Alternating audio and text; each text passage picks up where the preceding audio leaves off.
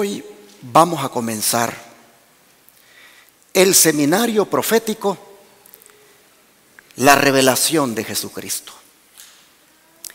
Y cuando hablamos de la revelación de Jesucristo, estamos hablando ni más ni menos que del libro de Apocalipsis.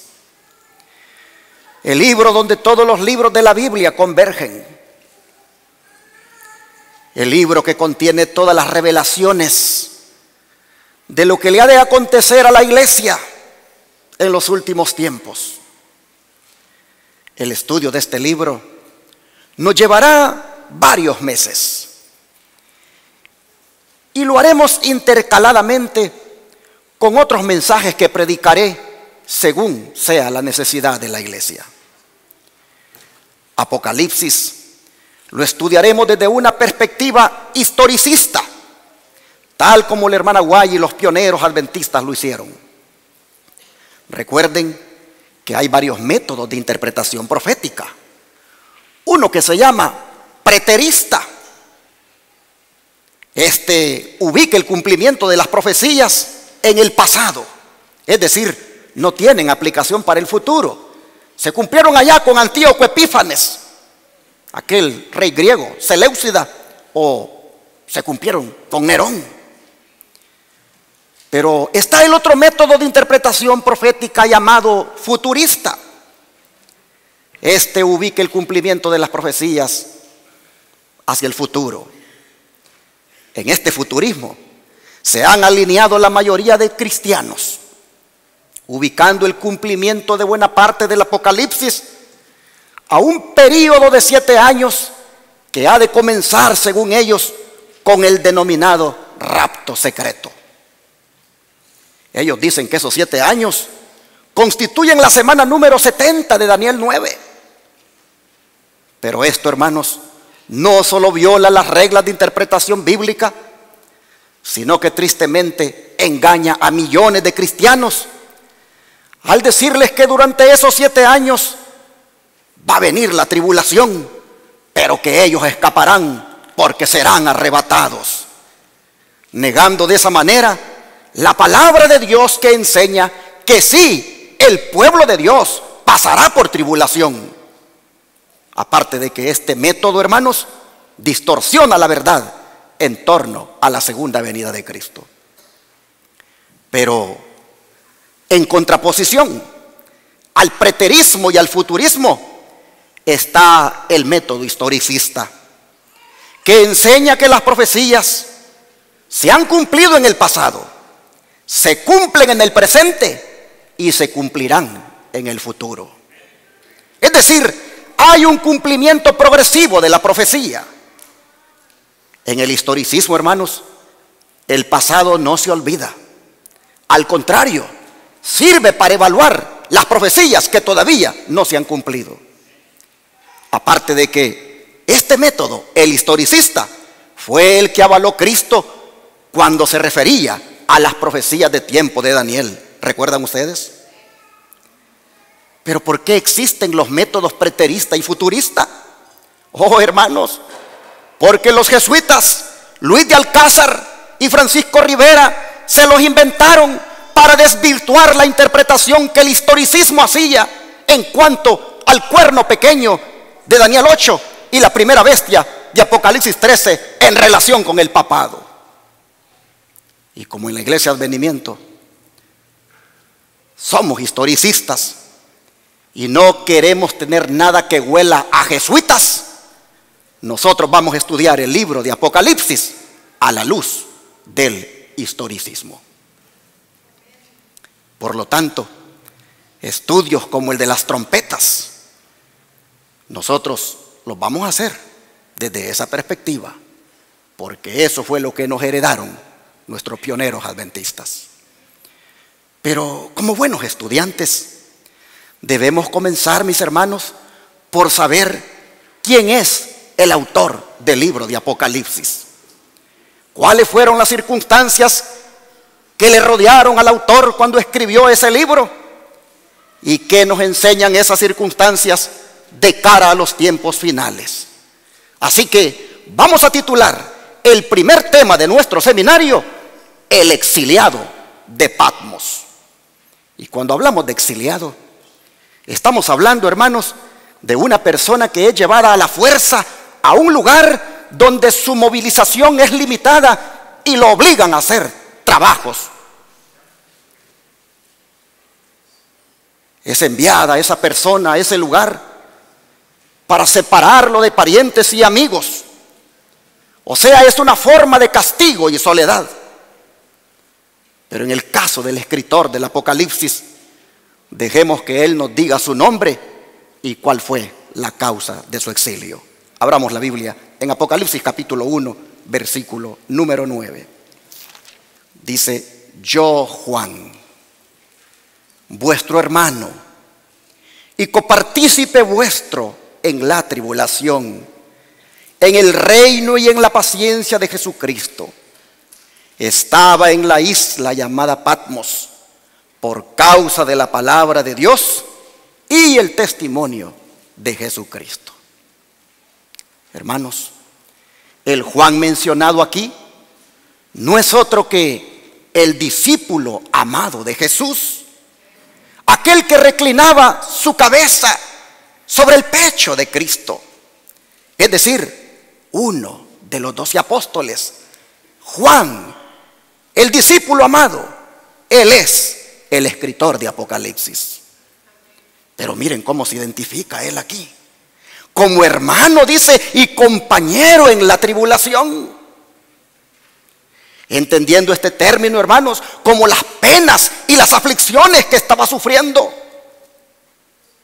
Y al decir que es hermano y compañero, uno se pregunta: ¿hermano y compañero de quién? Pues, hermanos, tanto de los otros hermanos de la iglesia primitiva que sufrían al igual que él, y como también de todos nosotros que igualmente nos esperan sufrimientos por ser cristianos.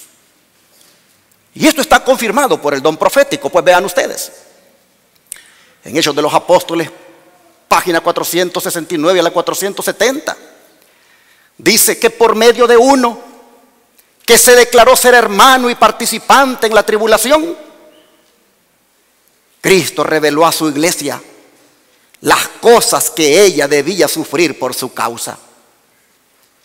Al penetrar con su vista a través de largos siglos de tinieblas y superstición, el anciano desterrado vio a multitudes sufrir el martirio por causa de su amor hacia la verdad. Como vemos, mis hermanos, en esta declaración, Juan se identifica con nosotros, la iglesia de Cristo, en el tiempo del fin. Y con sus palabras nos está diciendo, hermanos, que no la vamos a tener fácil, conforme el conflicto entre las fuerzas del bien y del mal se vaya poniendo más fuerte. O sea, hermanos, somos advertidos. Somos advertidos de las persecuciones futuras para que no nos tomen por sorpresa. Y estas advertencias también han sido dadas por otros siervos de Dios, como el apóstol Pablo, por ejemplo. Miren lo que él dice en Hechos 14, versículo 22. Libro de Hechos, capítulo 14, versículo 22.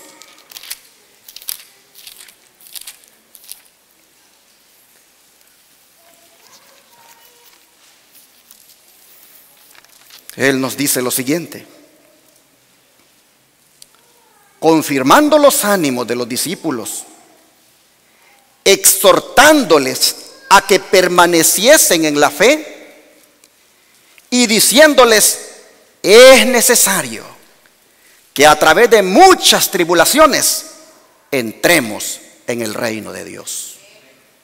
Oh, hermanos, ¿cuánto cristiano no entró ya al reino de Dios y ha padecido de tribulaciones, de las cuales nosotros hoy por hoy no tenemos ni la mínima idea?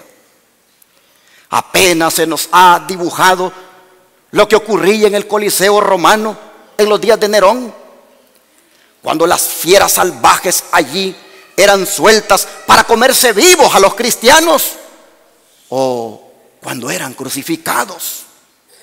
Hermanos, la iglesia primitiva no escapó a las más fieras persecuciones, como tampoco escapó la iglesia en la Edad Media, y no escapará tampoco la iglesia remanente cuando no se deje poner la marca de la bestia. Y alguien podría decir que esto no es conveniente predicarlo, porque no fortalece los ánimos de los hermanos. Es más, hasta se podrían desanimar algunos. Pero no, mis hermanos. En vez de desanimarnos, nos permite calcular el costo de nuestra fe. Además, ¿no dijo Jesús que el que quisiera ser su discípulo tomara su cruz cada día y lo siguiera? ¿Qué significa eso? ¿Acaso no está implicado en eso el estar dispuestos hasta morir si es posible? Hermanos, hoy nosotros estamos aquí bien tranquilos, adorando al Señor. No hay persecución, ni siquiera se nos ha dado un empujón, mucho menos un golpe por predicar el mensaje. Pero si nosotros entendemos lo que significa tomar la cruz y seguir a Jesús, hermanos, nos prepararíamos para lo que viene. Pero no se nos olvide, hermanos, no se nos olvide también lo que Pablo le dijo a Timoteo, que si sufrimos por él, también reinaremos con él. En otras palabras, nos espera algo hermoso después de la muerte. Pero volviendo a la tribulación de Juan, él dice que estaba en la isla llamada Patmos, por causa, dice el texto bíblico, de la palabra de Dios y del testimonio de Jesucristo. Es decir, hermanos, él era un testigo verdadero de Jesús. Él testificaba del Señor. Él era un predicador de la verdad. Pero saben que en ese tiempo, hermanos, predicar la verdad, eso era un delito, eso era un crimen. Eran los días, hermanos, cuando el emperador Domiciano gobernaba y la libertad religiosa no existía. Pero ¿saben quiénes habían dado inicio a la tribulación del apóstol? ¿Saben quiénes habían, hermanos, prácticamente echado al apóstol ante la autoridad de Roma? Ni más ni menos que sus mismos paisanos, los judíos, es decir, el pueblo profeso de Dios de aquel tiempo. Mire lo que dice esta declaración inspirada. Los gobernantes judíos estaban llenos de amargo odio contra Juan por su inmutable fidelidad a la causa de Cristo. A ver, hermanos, ¿quiénes dicen que estaban llenos de odio amargo contra Juan? Los gobernantes judíos, los que dirigían la iglesia oficial de sus días, la iglesia que se decía ser el pueblo elegido de Dios. Sus líderes estaban llenos de amargo odio contra Juan, porque Juan era fiel a la causa de Cristo. Amén. Pero miren ustedes, declararon, dice, que sus esfuerzos contra los cristianos no tendrían resultado mientras el testimonio de Juan repercutiera en los oídos del pueblo. O sea, hermanos, cuando Juan predicaba, sacudía los cimientos de la iglesia. Los fieles de la iglesia oficial de aquellos días, cuando oían el mensaje de Juan y comparaban lo que oían de parte de sus líderes religiosos, salían de aquel judaísmo y entraban al cristianismo. y el fanatismo religioso de los líderes de la iglesia se hacía ver con aquel deseo de querer, hermanos, pararle a Juan el espíritu con el cual predicaba. Dice que para conseguir que los milagros y enseñanzas de Jesús pudieran olvidarse, había que acallar la voz del valiente testigo. ¿Y qué estaba implicado en esto de acallar la voz? Darle muerte. Dice, con este fin, Juan fue llamado a Roma para ser juzgado por su fe. Oh, hermanos, el liderazgo dijo, nosotros no nos vamos a manchar las manos. Echémoslo a las autoridades. Echémoslo a los tribunales. Que los tribunales se encarguen de él. Y así nosotros seguimos aparentándole al pueblo que somos verdaderamente los ungidos del Señor.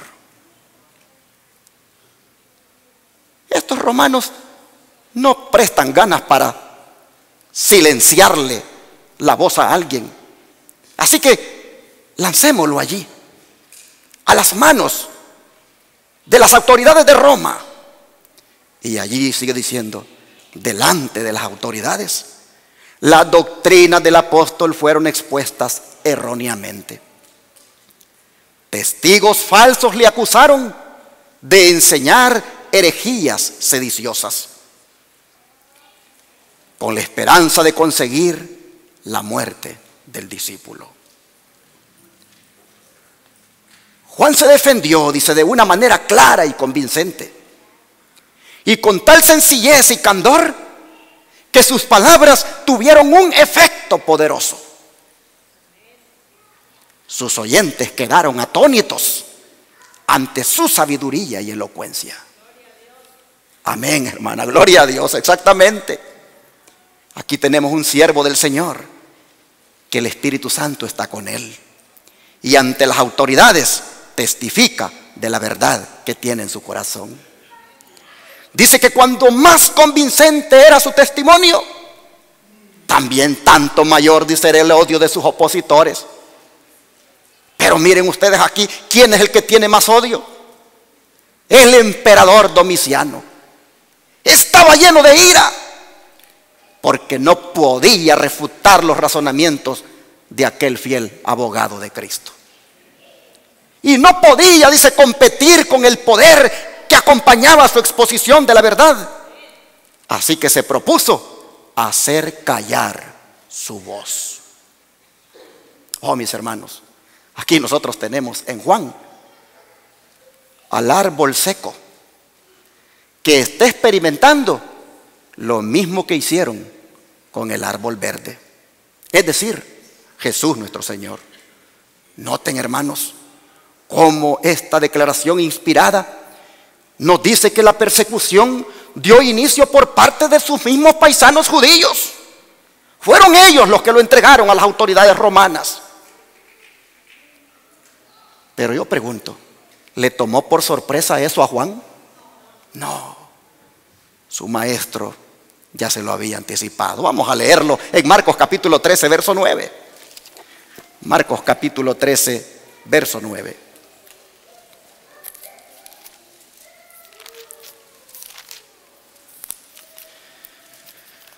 Aquí la palabra de Dios nos dice, pero mirad por vosotros mismos,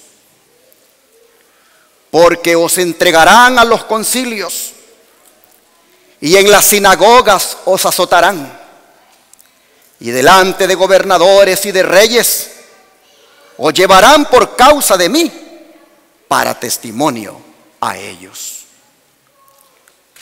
Ahora yo pregunto, hermanos, esto que está sucediendo a Juan, ¿será que se va también a repetir con nosotros?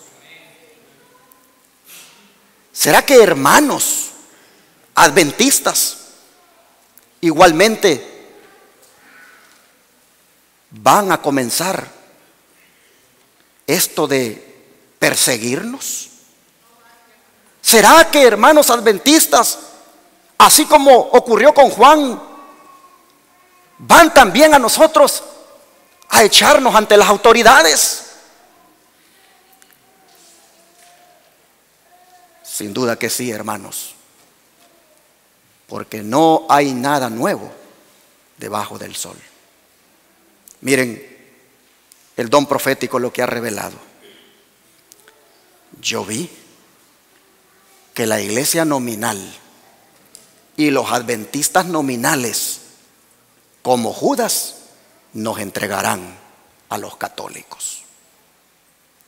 No falta quien diga: oh, pero la hermana Guay no se refería a los adventistas en sí, sino que se refería a aquellos que en 1843 pues rechazaban la verdad del juicio, y a esos es que ella le llamaba adventistas nominales. Pero hermanos, pónganle atención a la declaración. Dice: vi que la iglesia nominal y los adventistas nominales, ¿como quién? Como Judas. Yo pregunto, ¿dónde estaba Judas? ¿Estaba dentro del pueblo de Dios o estaba fuera del pueblo de Dios? Estaba dentro. Judas era uno de los 12. Oh, hermanos, la sierva del Señor está siendo inspirada aquí para decirnos que de parte de los adventistas nominales habrá, dice, una especie de traición hacia los verdaderos adventistas, entregándolos, dice, a los católicos. Ahora pregunto, ¿y quién es el adventista nominal? El adventista nominal es aquel que solamente lo es de apariencia, pero realmente no es una persona consagrada, no es una persona comprometida con el Señor, no es una persona, hermanos, piadosa, donde la consagración realmente es algo primordial en él. Pero interesante, dice que nos entregarán a los católicos. Dice que lo harán para obtener su influencia, para luchar contra la verdad. Los santos, dice, serán entonces un pueblo oscuro, poco conocido para los católicos. Pero las iglesias, y noten ustedes, cuando uno lee, hay que fijarse en la gramática. Y las iglesias y los adventistas nominales, que conocen nuestra fe y costumbres, porque ellos nos odiaron a causa del sábado, ya que no pudieron refutarlo, traicionarán a los santos y los denunciarán a los católicos como los que desprecian las instituciones del pueblo. Es decir, que ellos guardan el sábado y desprecian el domingo. Así está escrito en Spalding Magan Collection, página 1, escrito en 1850. Hermanos, los adventistas nominales están en la iglesia adventista. Y estos, al igual que en los días de Juan, que los judíos entregaron a Juan a Roma, dice que entregarán a los verdaderos adventistas a los católicos. Y uno dice: no puede ser. ¿Cómo es que esto puede suceder? Yo no creo. Bueno, hermanos, miren ustedes quiénes lo harán para ir ya uno perfilándose. El Señor, dice, tiene una controversia con su pueblo profeso en estos últimos días. ¿Quién es su pueblo profeso? ¿Acaso no somos los adventistas del séptimo día? El Señor, dice, tiene una controversia con su pueblo profeso en estos últimos días. En esta controversia, dice, hombres en las posiciones de responsabilidades. ¿Quiénes son ellos? Pastores, líderes, hombres en las posiciones de responsabilidades tomarán un curso directamente opuesto al seguido por Nehemías. Ellos no solo ignorarán y despreciarán el sábado, sino que también intentarán mantenerlo alejado de los demás, enterrándolo bajo la basura de costumbres y tradiciones. O sea, hermanos, que la entrega, la traición de la que hablaba la otra cita será promovida por dirigentes adventistas, por dirigentes de la iglesia, pues dice que son hombres que ocupan posiciones de responsabilidad. Esto dice que inclusive van a enterrar el sábado bajo la basura de costumbres y tradiciones. Y ya lo están haciendo algunos. Ya, hermanos, algunos están enterrando el sábado bajo las tradiciones paganas que celebran aún en el mismo sábado, hermanos. Y mire hasta lo que harán. Sigamos leyendo. En las iglesias y en las grandes reuniones al aire libre. ¿Cuáles son las reuniones al aire libre? Exactamente, los campestres, los camp meeting. En las iglesias y en las grandes reuniones al aire libre, mire lo que harán. Los ministros urgirán al pueblo sobre la necesidad de guardar el primer día de la semana. Habrá calamidades en el mar y tierra, y estas calamidades aumentarán. Un desastre seguirá al otro, y la pequeña hueste de concienzudos observadores del sábado serán señalados como los que están trayendo la ira de Dios en el mundo por su descuido del domingo. Review and Herald, 18 de marzo de 1884. Hoy por hoy usted dirá, esto no puede suceder, esto no creo que se vaya a dar. Elena White no podría estarse refiriendo a ministros adventistas. Entonces, ¿por qué dice ella que el Señor tiene controversia con su pueblo profeso? Si no es de ministros adventistas que está hablando, ¿por qué ella dice que el Señor tiene controversia con su pueblo profeso? Y a esos ministros, hermanos, que nos van a traicionar, se le van a unir muchos hermanos, especialmente esos hermanos que no hayan donde, bueno, que están ciegos tristemente en cuanto a sus líderes religiosos. No admiten algo que suene a crítica para ellos, no lo admiten, se molestan. Hermanos, muchos se les van a unir a estos ministros. Miren esta declaración: conforme vaya acercándose la tempestad, muchos que profesaron creer en el mensaje del tercer ángel, pero que no fueron santificados por la obediencia a la verdad, abandonarán su fe e irán a engrosar las filas de la oposición. Y ojo, que dentro de ellos podríamos estar nosotros, porque aquí está hablando de los que no se dejan santificar por la verdad, por los que no, hermanos, son comprometidos con el mensaje. Dice que abandonarán la fe e irán a formar parte de las filas de la oposición. Y esto lo harán muchos que profesaron creer en el mensaje del tercer ángel. Por eso digo, ojo, que aquí puede suceder con nosotros si no nos ponemos listos a agarrarnos de Jesús y a vivir una vida consagrada con Él. Dice que se unirán con el mundo y participarán de su espíritu. Llegarán a ver las cosas casi bajo el mismo aspecto. Así que cuando llegue la hora de prueba, estarán preparados para situarse del lado más fácil y de mayor popularidad. Hombres de talento y de elocuencia que se gozaron un día en la verdad, emplearán sus facultades para seducir y descarriar a las almas.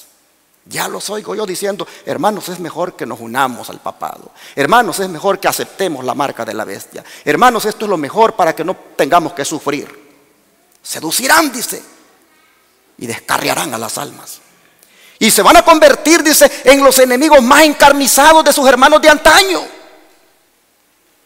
Cuando los observadores del sábado, dice, sean llevados ante los tribunales para responder por su fe, así como fue llevado Juan, estos apóstatas, dice, serán los agentes más activos de Satanás para calumniarlos y acusarlos y para incitar a los magistrados contra ellos por medio de falsos informes e insinuaciones.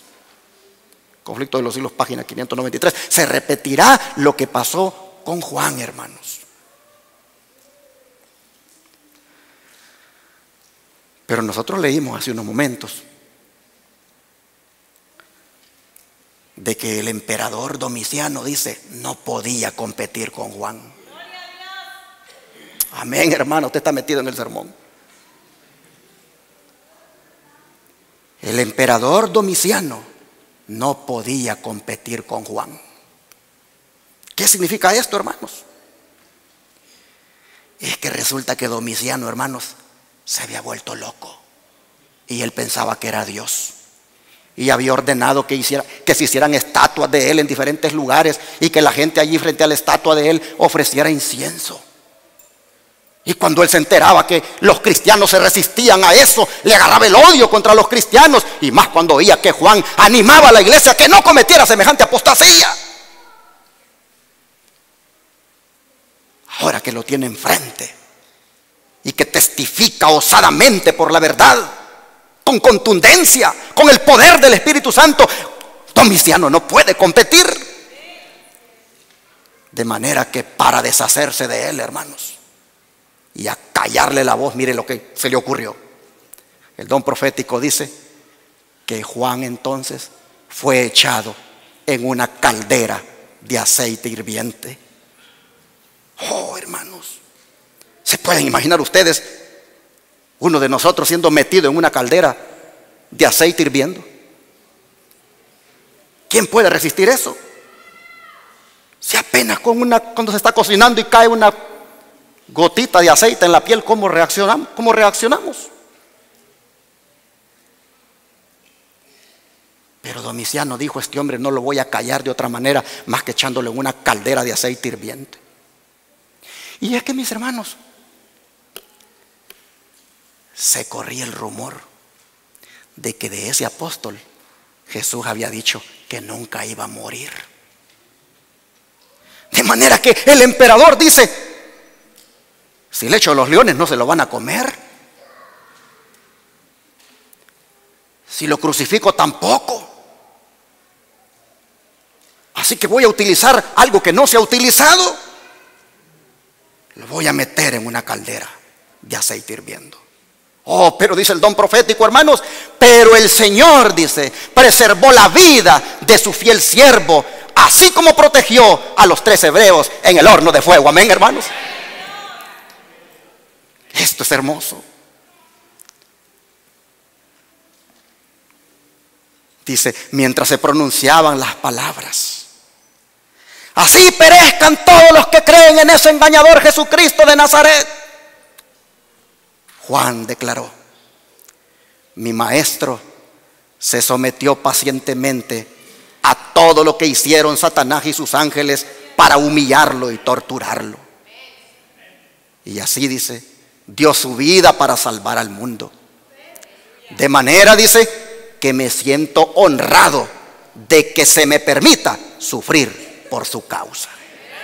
Oh, hermanos, fue tan impactante aquellas palabras que dice que tuvieron su influencia, y Juan fue retirado de la caldera por los mismos hombres que lo habían echado en ella. Amén, hermanos. Gloria al Señor. Hechos de los Apóstoles, página 455. Qué poderoso testimonio, hermanos, el de Juan. Imagínense ustedes, la multitud está a la expectativa, escuchan al que dirige la escena. Así se va a hacer con esos que creen en ese Jesús. Y lo ponen allí, hermanos, en la caldera. La gente está a la expectativa. Juan, inmediatamente que es ingresado en la caldera, comienza a orarle a su Señor. Oh, hermanos, los minutos van pasando y miran que el siervo de Dios sigue orando. No hace efecto el aceite hirviendo en su cuerpo. De manera que todos miran que el poder de Dios se ha manifestado. Y dicen, ¿qué podemos hacer con este hombre? No queda más que sacarlo. Porque como el Señor, dice, estuvo con los 3 hebreos en el horno de fuego, estaba con su hijo en la caldera también, hermanos. Hermoso. Juan estaba vivo. Isaías 43:2 se estaba cumpliendo ahí en la caldera. ¿Qué dice ahí Isaías 43:2? Vamos a recordar esa promesa tan hermosa. Aquí nos dice, cuando pases por las aguas, yo estaré contigo. Y si por los ríos, no te anegarán. Cuando pases por el fuego, no te quemarás, ni la llama arderá en ti. Amén, hermanos. Qué poderosas palabras. Y como Domiciano no pudo acallar la voz aquel día, no pudo acallar aquella voz disidente y reprensora, miren entonces lo que se le ocurre. Dice nuevamente, la mano de la persecución cayó pesadamente sobre el apóstol. Y por decreto del emperador fue desterrado a la isla de Patmos, condenado por la palabra de Dios y el testimonio de Jesucristo. Sus enemigos pensaron que allí no se haría sentir más su influencia y que finalmente moriría de penurias y angustia. Patmos. Patmos era una especie de Alcatraz en aquellos tiempos, haciendo referencia a esa prisión federal de los Estados Unidos de máxima seguridad que también estaba en una isla. Oh, hermanos, pero en Patmos se enviaban a los delincuentes más peligrosos. Y allí se envía al anciano apóstol, buscando silenciarle su voz, describiendo aquel nuevo hogar de Juan. El don profético nos dice lo siguiente: Patmos, una isla árida y rocosa del mar Egeo, había sido escogida por las autoridades romanas para desterrar allí a los criminales. Pero para el siervo de Dios, esa lóbrega residencia llegó a ser la puerta del cielo. Allí, alejado de las bulliciosas actividades de la vida y de sus intensas labores de años anteriores, allí, hermanos, en Patmos, dice, disfrutó de la compañía de Dios, de Cristo y de los ángeles del cielo. Y de allí, dice, de ellos, dice, recibió instrucciones para guiar a la iglesia de todo tiempo futuro. Allí, dice, le fueron bosquejados los acontecimientos que se verificarían en las últimas escenas de la historia del mundo. Y allí escribió las visiones que recibió de Dios. Cuando su voz no pudiera testificar más de aquel a quien amó y sirvió, los mensajes que se le dieron en aquella costa estéril iban a alumbrar como una lámpara encendida, anunciando el seguro propósito del Señor acerca de cada nación de la tierra. Hechos de los Apóstoles, página 456. Y así, hermanos, nosotros vemos a qué se refería Juan cuando hablaba de que era hermano y compañero de las tribulaciones. En estas circunstancias, hermanos, fue escrito el libro de Apocalipsis. Si Domiciano pensó que nunca más se oiría la voz del apóstol al mandarlo allí, oh, se equivocó. Porque su voz ahora sigue escuchándose en el libro de Apocalipsis que él escribió. Pero, ¿qué vamos a aprender nosotros de esta historia? ¿Cuáles son las implicaciones que esto tiene para nosotros, hermanos? Miren, en la experiencia de este siervo de Dios, hay algo que usted y yo tenemos que agarrar esta mañana y guardarlo muy adentro de nuestro corazón. Y es esto.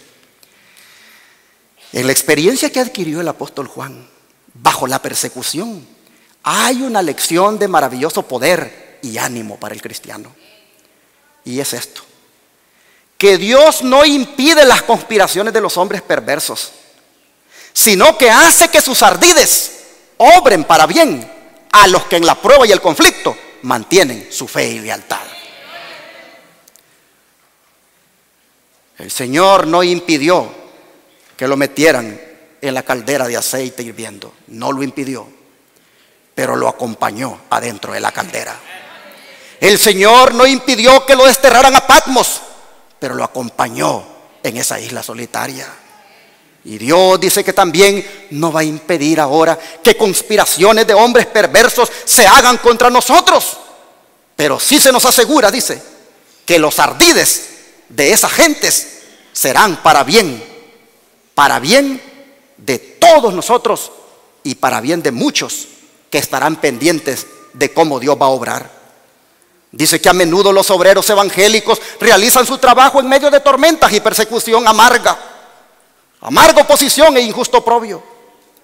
Pero en momentos tales, dice, recuerden que la experiencia que se adquiere en el horno de la prueba y aflicción vale todo el dolor que costó. Así dice Dios, acerca a sus hijos a sí mismo para poder mostrarles sus debilidades en contraste con su fortaleza. Les enseña a apoyarse en Él. Así, dice, los prepara para afrontar emergencias, para ocupar puestos de confianza y para cumplir el gran propósito para el cual les concedió sus poderes. Pero hay algo más que podemos aprender de la experiencia de Juan, hermanos. En todos los tiempos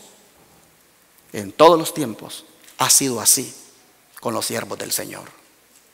Dice que en todos los tiempos los testigos señalados por Dios se han expuesto al vituperio y la persecución por amor ¿a qué cosa? A la verdad. Yo te pregunto, hermano, ¿amas tú la verdad? Oh, hermanos, esta verdad presente del mensaje de los tres ángeles, pregunto, ¿cuántos la amamos?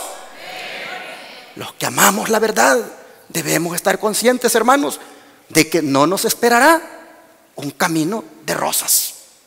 Y que así ha sucedido a lo largo de los tiempos con los testigos que Dios ha señalado y que aman la verdad. Y vamos ahorita a ver una lista de ellos.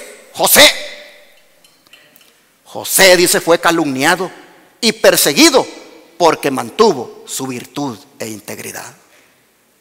David, el mensajero escogido de Dios, fue perseguido por sus enemigos como una fiera. Daniel fue echado en el foso de los leones porque se mantuvo fiel al cielo. Job fue privado de sus posesiones terrenales y estuvo tan enfermo que lo aborrecieron hasta sus parientes y amigos, pero aún así mantuvo su integridad. Jeremías no pudo ser disuadido de decir las palabras que Dios le había ordenado hablar, y su testimonio enfureció tanto al rey y a los príncipes que lo echaron en una inmunda mazmorra.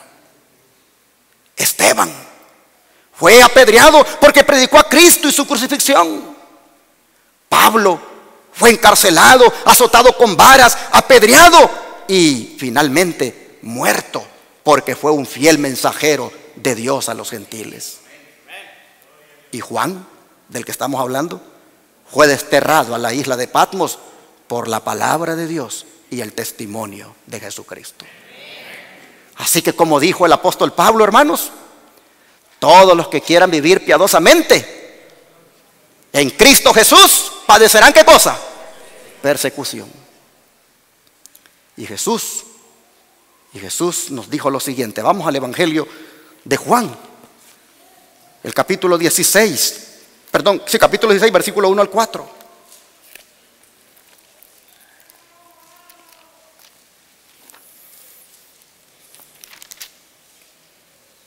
Dijo el Señor: estas cosas os he hablado para que no tengáis tropiezo. Os expulsarán de las sinagogas, y aún viene la hora cuando cualquiera que os mate pensará que rinde servicio a Dios. Y harán esto porque no conocen al Padre ni a mí. Mas os he dicho estas cosas para que cuando llegue la hora os acordéis de que ya os lo había dicho. Ahora miren el verso 33, siempre de aquí de este capítulo. El verso 33 dice: estas cosas os he hablado para que en mí tengáis paz. En el mundo tendréis aflicción, pero confiad, yo he vencido al mundo. Hermanos, el Señor ha querido que estudiemos esto ahora, porque tenemos, hermanos, que prepararnos para lo que viene.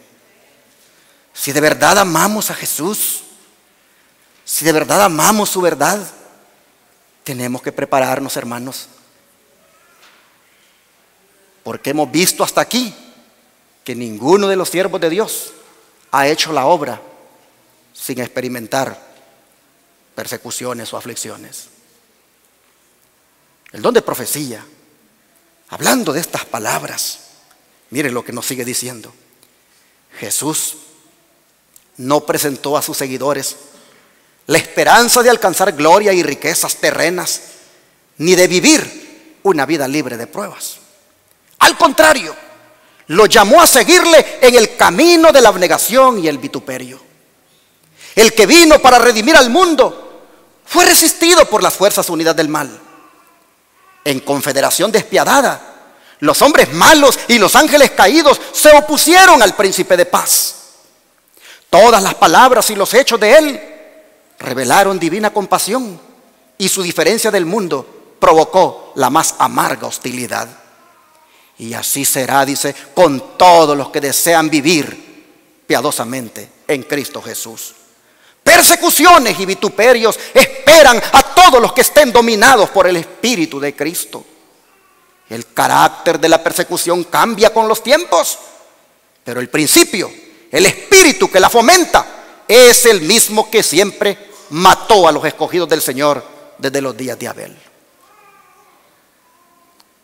Pero ante esta realidad,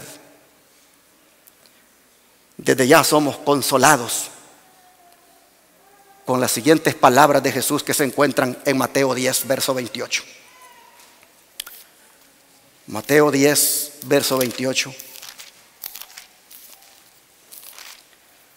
El Señor dice lo siguiente: no temáis a los que matan el cuerpo, mas el alma no pueden matar.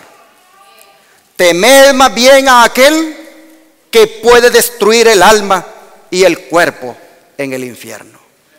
Hermanos, las palabras del Señor son: no tengamos miedo. No tengamos miedo. Interesante estas palabras que el Señor dice aquí. No tengan miedo a los que matan el cuerpo, mas el alma no pueden matar. El espíritu de profecía, reforzando estas palabras, miren lo que dice: en todas las épocas Satanás persiguió al pueblo de Dios, torturó a sus hijos y los entregó a muerte, pero en su muerte llegaron a ser vencedores. Testificaron del poder de uno que es más fuerte que Satanás. Hombres perversos pueden torturar y matar el cuerpo, pero no pueden destruir la vida que esté escondida con Cristo en Dios. Pueden, dice, encerrar a hombres y mujeres dentro de las paredes de una cárcel, pero no pueden amarrar el espíritu que hay en ellos, hermanos.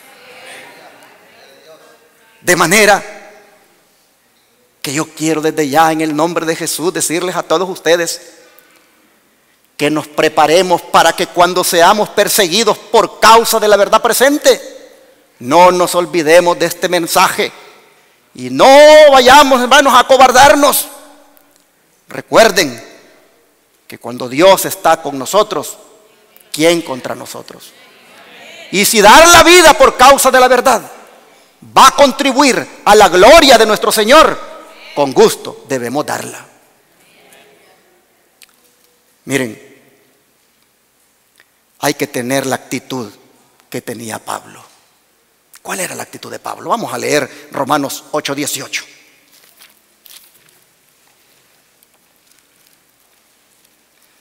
Romanos 8:18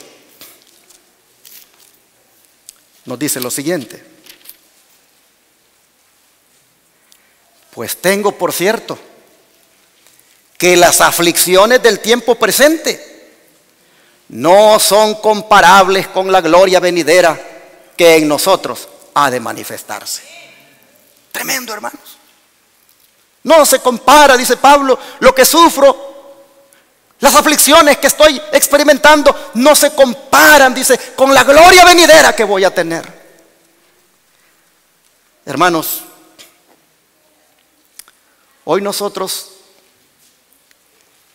respiramos una libertad muy grande, que somos capaces de predicar la verdad presente sin ninguna represalia.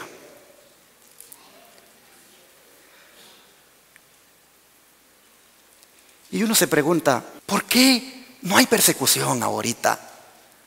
¿Por qué nos la estamos llevando pues bien en este momento? ¿Por qué con libertad Advenimiento TV puede estar proclamando la verdad por todo lo alto? Radio Advenimiento. Y nosotros podemos estar tan libremente aquí. ¿Por qué no hay persecución ahora para el pueblo de Dios como la hubo con aquellos siervos del Señor? ¿Por qué, hermanos? Aquí nos contesta el don profético. Dice, ¿por qué entonces, dice, parece adormecida la persecución en nuestros días? El único motivo, dice, es que la iglesia se ha conformado a las reglas del mundo y por lo tanto no le despierta oposición. Oh, hermanos, la iglesia remanente, el pueblo profeso de Dios ahora, está conformado a las reglas del mundo. Hermanos y hermanas, con el mundo metido en su vida por todas partes. El que no lo tiene por las pestañas, lo tiene por las mejillas. El que no lo tiene por las uñas, hermano. El que no lo tiene por los ojos lujuriosos, el mundo. El que no lo tiene por los oídos con la música, el mundo, hermanos. La iglesia está adaptada a las reglas del mundo. No hay piedad, no hay entrega, no hay consagración, no hay deseo de verdad de que el carácter de Cristo se refleje en nosotros. Y con una actitud así no le despertamos la oposición a nadie y por eso no hay persecución. Pero mire, sigue diciendo aquí el don profético, la religión, dice, que se profesa hoy no tiene el carácter puro y santo que distinguiera a la fe cristiana en los días de Cristo y sus apóstoles. Si el cristianismo, dice, es aparentemente tan popular en el mundo, ello se debe tan solo al espíritu de transigencia con el pecado. Y también a que las grandes verdades de la palabra de Dios son miradas con indiferencia y a la poca piedad vital que hay en la iglesia. Por eso es que insistimos en esta iglesia Advenimiento. Busquemos la santidad, mis hermanos. Rompamos con el mundo. Es triste, pero cuando apenas uno se mete a las redes sociales, uno mira en qué andan muchos hermanos. Uno mira las fotos que ponen allí. Uno mira los temas de que conversan y uno dice, ¿cómo es posible entonces? ¿Qué clase de pueblo somos? Oh, hermanos, entrémosle de lleno a la consagración, mis hermanos. Dios se merece que nosotros seamos mujeres y hombres consagrados, temerosos del Señor. Por transigir con el pecado, dice. Es que la persecución no se enciende. Pero mira lo que sigue diciendo. Revivan la fe y el poder de la iglesia primitiva. Y el espíritu de persecución revivirá también. Y el fuego de la persecución volverá a encenderse. Conflicto de los siglos, página 45. Ay, hermanos, que el Señor nos ayude a todos para ya no andar transigiendo con el mundo. Ya vivamos, hermanos, como mujeres y hombres que profesamos piedad. Aunque sabemos que el que quiera vivir piadosamente en Cristo Jesús va a padecer persecución. No importa, hermanos. Nuestro Maestro se merece que lo representemos dignamente. ¿No creen ustedes? Miren, hay todavía algo más que decir del exiliado de Patmos. Y es en relación, hermanos, todavía a decir que Dios nunca se olvidó de él. El deseo de todas las gentes dice que Dios sabe todo lo relativo a los que son desterrados por su causa. Y Juan estaba desterrado por su causa allí en Patmos. Mire cómo el don de profecía nos da estas palabras hermosas para que agarremos fe, hermanos. Dice: el Señor sabe todo lo relativo a los fieles siervos suyos, que por su causa están en la cárcel o desterrados en islas solitarias. Él los consuela con su propia presencia. Cuando por causa de la verdad el creyente está frente a tribunales inicuos, Cristo está a su lado. Que nos echen a donde nos quieran echar, ante los tribunales que nos quieran echar, ante las autoridades que nos quieran echar, que nos echen. El Señor estará a nuestro lado, hermanos.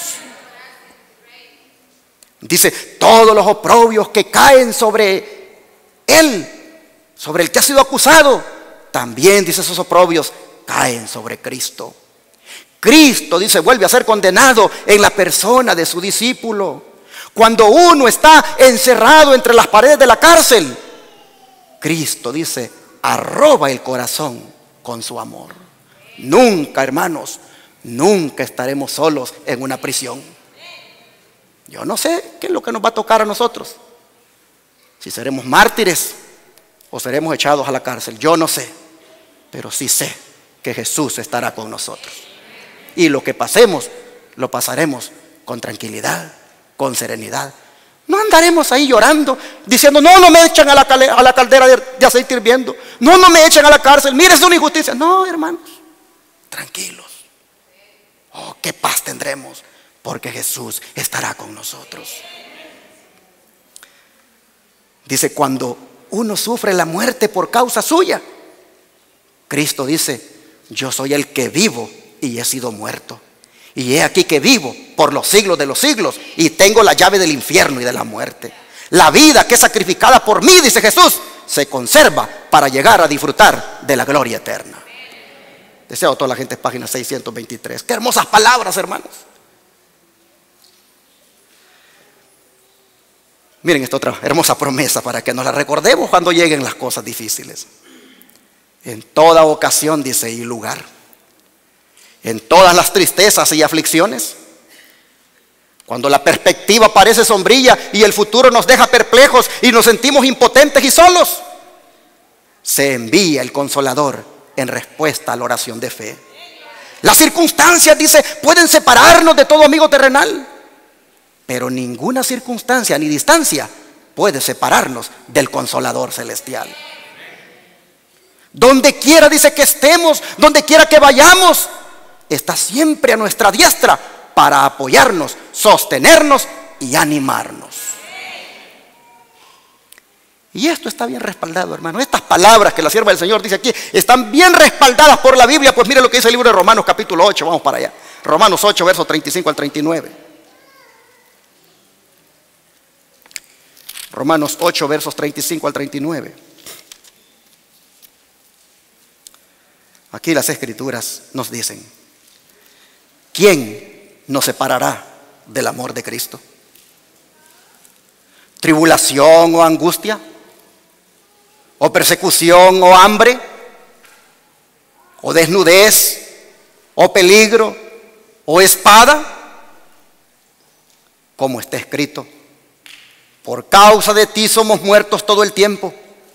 Somos contados como ovejas de matadero. Antes, en todas estas cosas, somos más que vencedores por medio de aquel que nos amó. Por lo cual estoy seguro de que ni la muerte ni la vida, ni ángeles ni principados, ni potestades, ni lo presente ni lo porvenir, ni lo alto ni lo profundo, ni ninguna otra cosa creada nos podrá separar del amor de Dios que es en Cristo Jesús, Señor nuestro. Esto es, hermanos, lo que nos debe sostener en la prueba. Nada nos separará del amor de Dios. El amor de Dios lo sentiremos como nunca.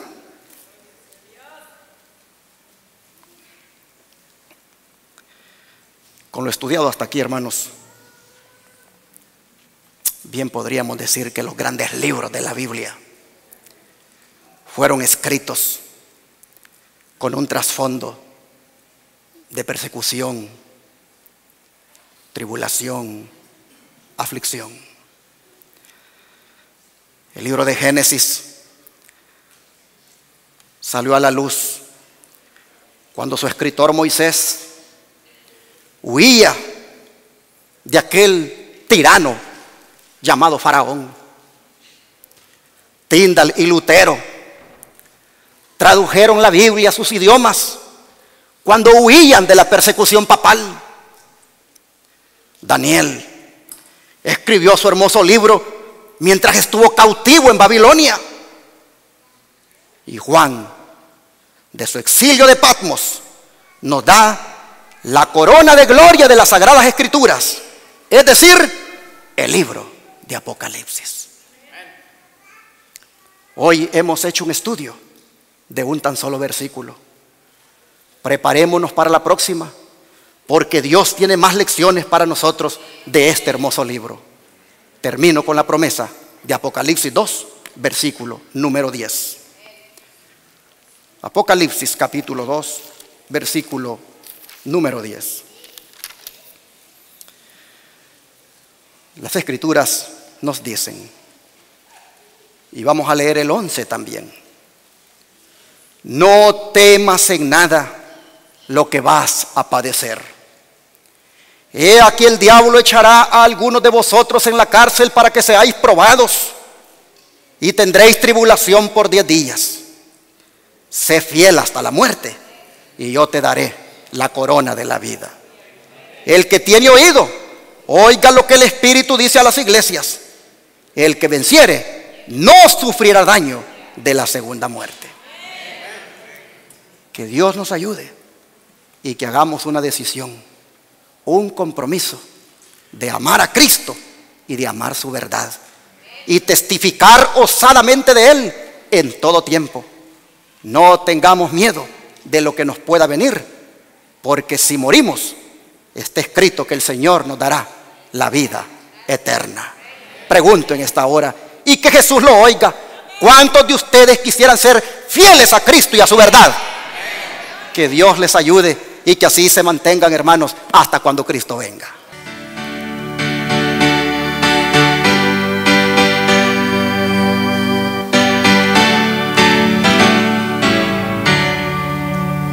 Contendamos siempre por nuestra fe, aunque ruja el mundo en derredor. Nunca el tentador nos podrá vencer, pues nos librará el Señor. Si sufrimos aquí, reinaremos allí en la gloria celestial. Si llevamos la cruz por amor de Jesús, la corona nos dará. No seamos tibios de corazón, ni dejemos nunca el primer amor. Mantengamos firme la profesión de la fe del Salvador. Si sufrimos aquí, reinaremos allí en la gloria celestial.